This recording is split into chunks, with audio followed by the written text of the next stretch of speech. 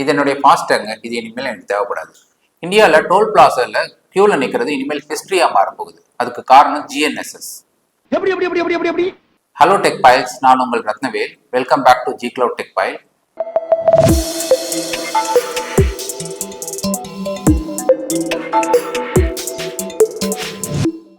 நம்ம எல்லாருக்கும் தெரியும் ஃபாஸ்டேக் RFIDன்ற டெக்னாலஜி பேஸ் பண்ணி ஒர்க் பண்ணுதுன்னு. இதை கொண்டு வந்ததுக்கு காரணமே டோல் பிளாசால வெயிட் டைமை குறைக்கணுன்றதுக்காக. ஆனா நம்மளுக்குலாம் தெரியும் தீபாவளி, பொங்கல் இந்த மாதிரி பீக் டைம்ல எவ்வளவு கஷ்டப்படுறோம்னு. எங்கடா போறீங்க எல்லாரும்? இந்த ப்ராப்ளத்தை இன்னும் ஃபர்தரா அட்ரஸ் பண்றதுக்கு தான் இந்தியன் கவர்மெண்ட் GNSS லான்ச் பண்ண போறாங்க.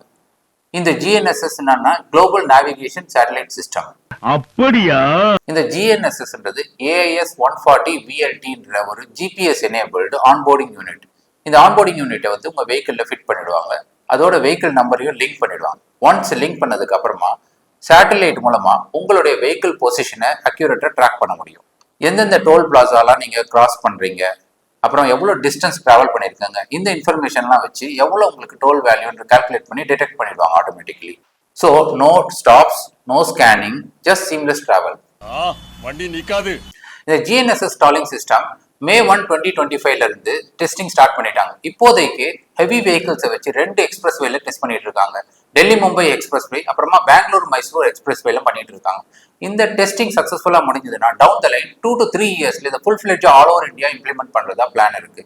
அது வரையும் பாத்தீங்கன்னா ஃபாஸ்டாகும் இருக்கும், GNSS இருக்கும்.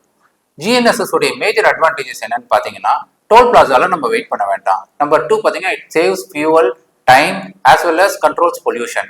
இதோடைய GPS ட்ராக்கிங் அக்யூரசி பாத்தீங்கன்னா 2 to 5 meters இருக்கிறதுனால இதோடைய பில்லிங் சிஸ்டம் ஆட்டோமேட்டடா பண்ணலாம், டிரான்ஸ்பரண்டாவும் இருக்கும், அக்யூரேட்டாவும் இருக்கும். மற்ற கண்ட்ரீஸ்ல லைக் ஜெர்மனி, ரஷ்யா, இங்கெல்லாம் இந்த டெக்னாலஜி ஆல்ரெடி சக்சஸ்ஃபுல்லா இருக்கிறதுனால that gives us a good hope. Any new implementation has its own challenges. GNSSல பாத்தீங்கன்னா என்னென்ன சேலஞ்சஸ்னா, அங்க என்ன கிணறு வெட்டிட்டு இருக்காங்க பேசியா? installing OBU in all vehicles will be a huge time. Maybe in ஃபியூச்சர்ல பாத்தீங்கன்னா புது வெஹிக்கிள்ஸ்லாம் இது ப்ரீ இன்ஸ்டாலா வர்றதுக்கு வாய்ப்பு இருக்கு. அப்புறமா ரூரல் ஏரியாஸ்லாம் GPS signal strength can be a challenge. நம்மளுடைய வெஹிக்கிள் எப்பவுமே ட்ராக்கிங்ல இருக்கிறதுனால security and privacy is a concern. அப்புறமா இந்த ஒரு OBUம் பாத்தீங்கன்னா ஒரு 2000 to 4000 காஸ்டிங் இருக்கு. ஸோ என்ன மாதிரி அவசரப்பட்டு ஃபாஸ்டாக டக்குன்னு தூக்கி எறிஞ்சிடாதீங்க. இந்த GNSS ஃபுல் ஃபிளெட்ஜா இம்ப்ளிமெண்ட் ஆகுற வரையும் பொறுமையா வெயிட் பண்ணுங்க. பட்டு கருப்பட்டிய வாசமுள்ள ரோசாவா கட்டரும்பு மொச்சுதுன்னு சொன்னாங்க. I hope you have learned something new today. இந்த வீடியோ உங்களுக்கு பிடிச்சிருந்ததுன்னா லைக் பண்ணுங்க, ஷேர் பண்ணுங்க, மறக்காம சப்ஸ்கிரைப் பண்ணுங்க. கொஸ்டின்ஸ்லாம் கமெண்ட்ஸ்ல போடுங்க, நான் கண்டிப்பா ஆன்சர் பண்றேன். உங்களை அடுத்த வீடியோல பார்க்குறேன். Until then, goodbye.